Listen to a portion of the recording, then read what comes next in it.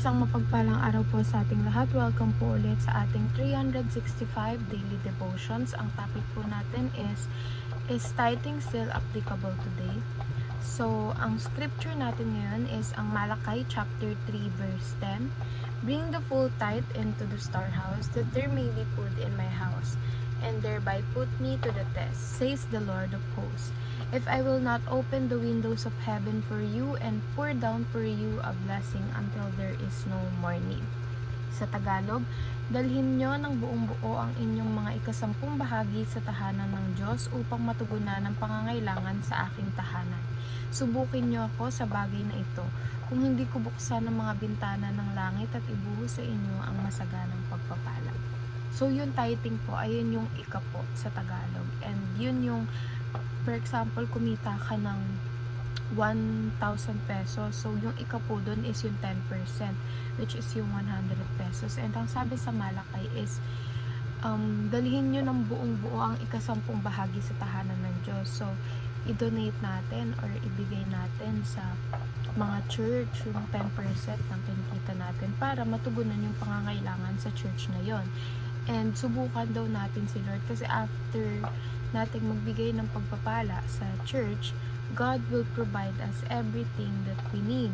He will open the windows of heaven for us and pour down us a blessing until there is no more need. So, ang unang katuruan natin is tithing is not required for Christian. So, sa Lumang Testament is required yung tithing or yung ikapo. Pero ngayong sa New Testament, hindi na siya required. Yan.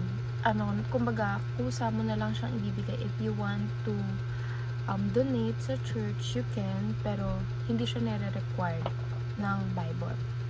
Number 2, tithing can be starting point of giving. So, ikaw kung nalilito ka, kung hindi mo alam kung gaano kalaki ba yung ibibigay mo or i-donate mo, or you can start by tithing kasi doon magsisimula yung point of giving mo. Doon ka mag-practice na ibigay yung portion ng blessings na natatanggap mo galing sa Panginoon. So, for example, sa isang linggo may natanggap ka na 1,000. So, pwede mong i-donate yung 100 sa church. Then 3, tithing can be God's way of showering you with blessings. So, minsan kasi tithing, dito sinusubok ng Panginoon na ating faith sa Kanya na may tiwala ba tayo sa Kanya na God will provide. So, yung tithing, kumbaga kapag nag-iika po tayo, mas lalo tayong sinashower ni Lord ng blessings kasi utos ng Panginoon na magbigay tayo. But before we give, siya muna ang magbibigay sa atin.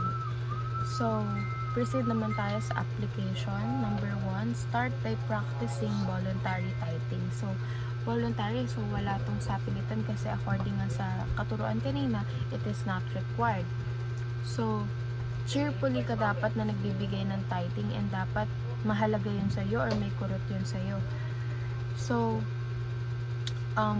number 2 is practice generous and sacrificial giving. So, yun nga, kagaya ng sinabi kanina, generous. Kasi kapag binigyan ka ng Panginoon ng generous na blessings, practicein mo din na mag-generous giving sa ibang tao. Kung saan damakmak na blessings ang binabato or binibigay sa'yo ng Panginoon, dapat saan damakmak din na blessings ang isinashare mo sa ibang tao.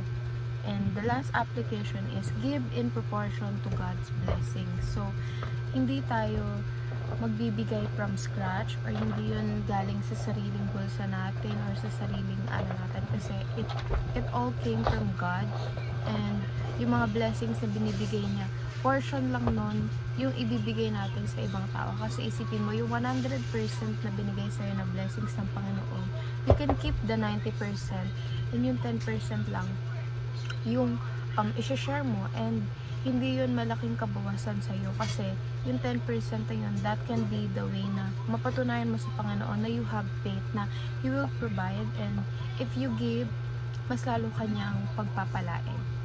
So, ayun lamang po.